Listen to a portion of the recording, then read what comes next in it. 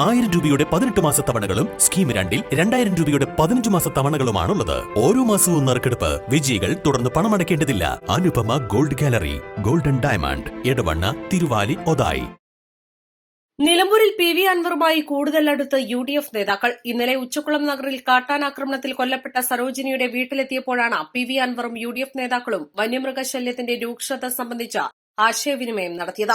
DCC president VS Joy, KPCC general secretary Aryadan Shoukath, Nilambur block panchayat president P Pushpavalli, Moothedam ഗ്രാമപഞ്ചായത്ത് president P Usman, മുസ്ലിം ലീഗിലെ ജസ്മൽ പുതിയറ എന്നിവരാണ് അൻവറുമായി കാര്യങ്ങൾ ചർച്ച ചെയ്തത്. അൻവർ മാധ്യമങ്ങളെ കാണുമ്പോഴും UDF നേതാക്കൾ ഒപ്പമുണ്ടായിരുന്നു.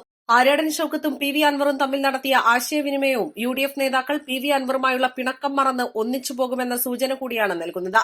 ഉപതെരഞ്ഞെടുപ്പിൽ നിലമ്പൂരിൽ അൻവറിന്റെ പിന്തുണ ഏറെ നേട്ടമാകുമെന്ന വിലയിരുത്തലും UDFിനുണ്ട്.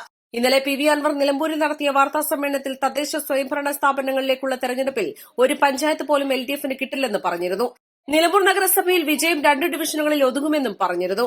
എന്തായാലും നിലമ്പൂരിൽ അൻവറും UDFും മുന്നണി ധാരണയായില്ലെങ്കിലും സഹകരിച്ചു നീങ്ങുമെന്ന സൂചന തന്നെയാണ് പുറത്തുവരുന്നത്. MLA സ്ഥാനം രാജിവെച്ച ശേഷം ആദ്യമായി നിലമ്പൂരിലെത്തിയപ്പോൾ ആദ്യം നടത്തിയത് എടക്കരയിലെത്തി അന്തരിച്ച VV പ്രകാശിന്റെ വീട്ടിലെത്തി ഭാര്യയുൾപ്പെടെയുള്ള കുടുംബാംഗങ്ങളെ കാണുകയാണ് ചെയ്തത്. രാജിവെക്കേണ്ടി വന്ന സാഹചര്യവും വിശദീകരിച്ചു. പിന്നീട് മാധ്യമങ്ങളോട് പ്രതികരിച്ചപ്പോൾ തെരഞ്ഞെടുപ്പ് പ്രചരണത്തിന് തുടക്കമായി എന്നുമാണ് പറഞ്ഞത്. മണ്ഡലത്തിൽ അൻവറിനെ ചേർത്ത് പിടിക്കാൻ തന്നെയാണ് UDFും ഒരുങ്ങുന്നത്.